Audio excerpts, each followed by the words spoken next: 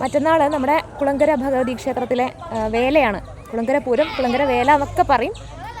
അപ്പോൾ അതിനോടനുബന്ധിച്ച് ഇന്ന്, മറ്റന്നാളാണ് വേല, ഇന്ന് അതിനോടനുബന്ധിച്ച് ക്ഷേത്രത്തിൻ്റെ പരിസരത്ത് തന്നെ ഒരു മുല്ലപ്പന്തൽ പൂജയുണ്ട്.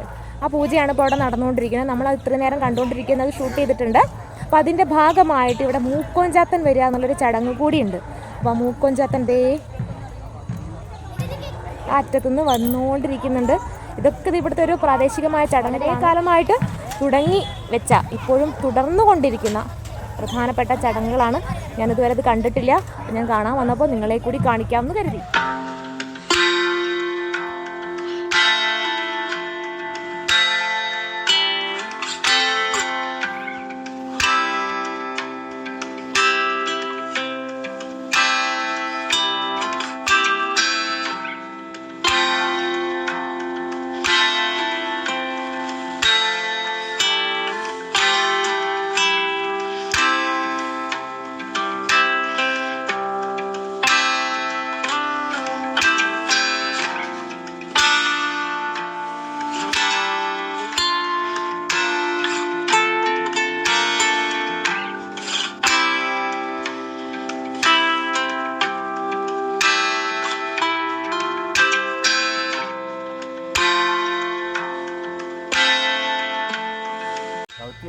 പ്രതീകങ്ങളാണല്ലേ?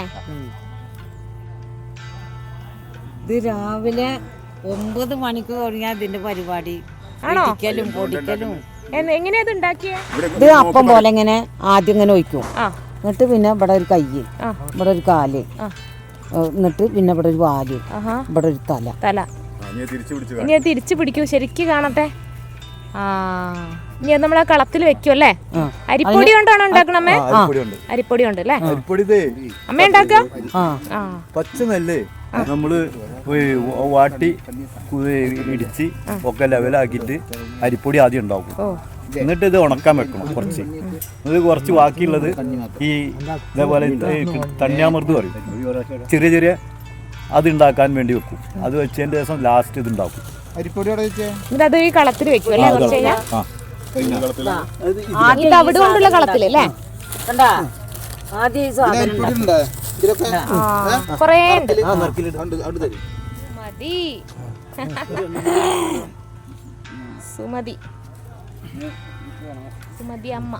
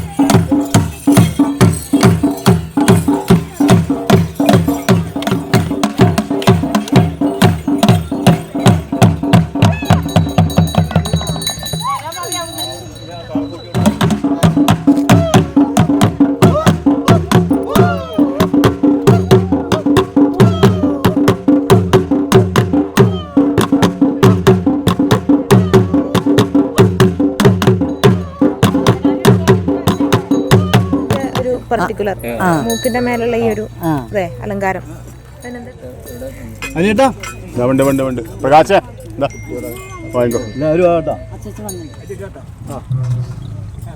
ഈശ്വര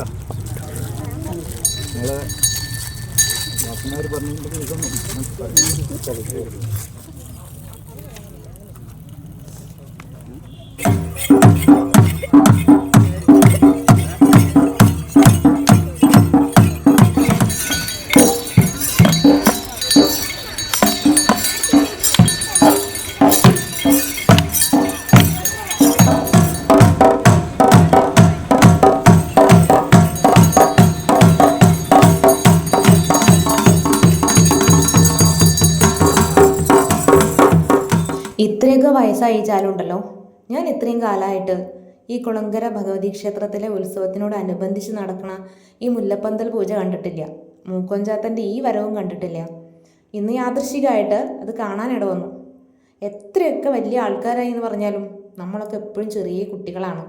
ഭയങ്കര കൗതുകമാണ് ഓരോ കാഴ്ചകളും കാണുമ്പോൾ. നമ്മൾ കാണുന്ന സന്തോഷങ്ങൾ നിങ്ങളോടും പറയുന്നു.